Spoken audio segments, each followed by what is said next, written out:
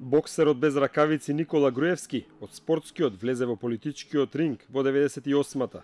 Младиот и надежен економист со политички врски како внук на Јордан Мијалков стана министер за трговија во владата на Љупчо Ѓоргиевски.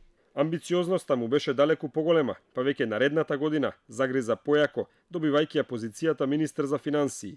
Јавноста се почесто го слушаше неговото име како најодговорен за воведувањето на фискалните сметки, за воведување на денационализацијата и кампањата Купувајте македонски производи.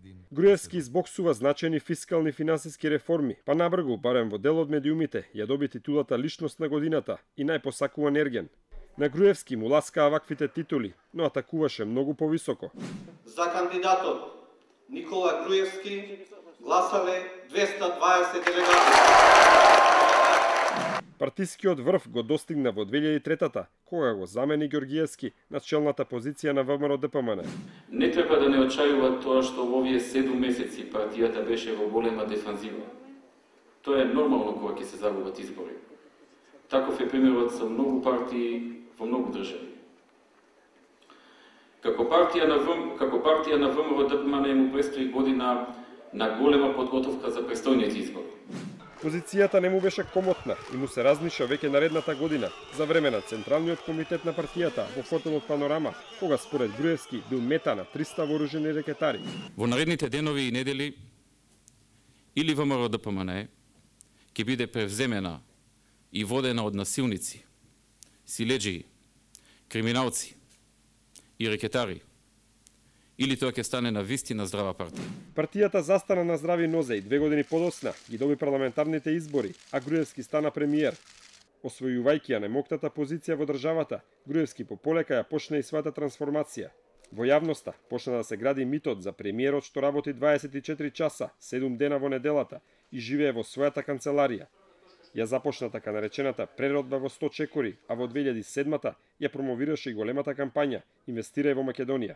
Него истера целиот мандат, па веќе во 2008-та, по самитот на НАТО во Букурешт, се случија првите предвремени парламентарни избори по самостојувањето. Груевски повторно стана мандатар, а тогаш најде нов партнер во албанскиот политички блок, ДУИ. Политичкиот брак од интерес меѓу Груевски и Ахмети продолжи и по вторите предвремени избори во 2011-та. Критиките тешко ги примаше, а доаѓаа и од дома и од странство. За Вашингтон Пост, Груевски е млад и неспремен да владее. Сепак, контролирајќи ја домашната медиумска машинерија, продолжи со градење на ликот на семокен и чесен политичар, најголем меѓу патриотите, прв економист, спортист.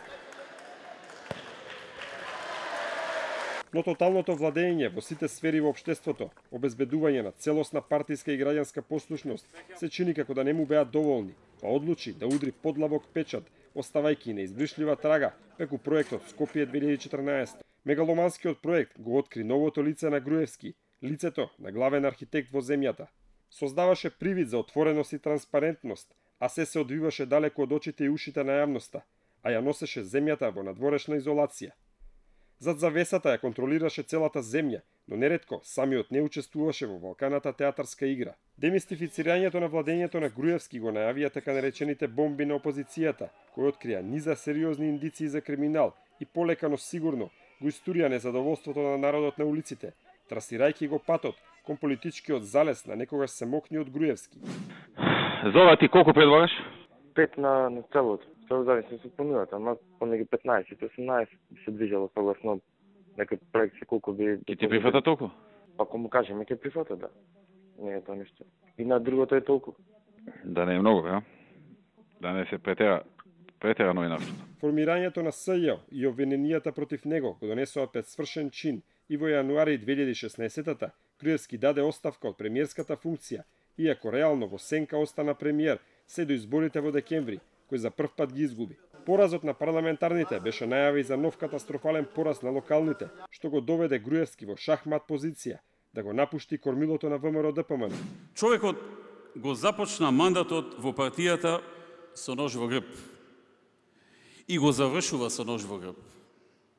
Го коригирав и му реков дека не е во право и дека го завршувам не со еден, туку со повеќе и не ножеви, туку ножиња во грб. Патот од технократ преку премиер до според многумина диктатор па надолу до почесен председател на ВМРО ДПМН и обвинет во 5 случаи, Груевски го изоде, оставајќи длабока трага во македонското општество. Политичката кариера на Груевски накратко може да се ослика и преку неговиот возен парк. Додека беше на власт, тајно го возеа со Мерцедес со 600.000 евра, а заврши како опозиционер и осамен возач во своето старо пунто.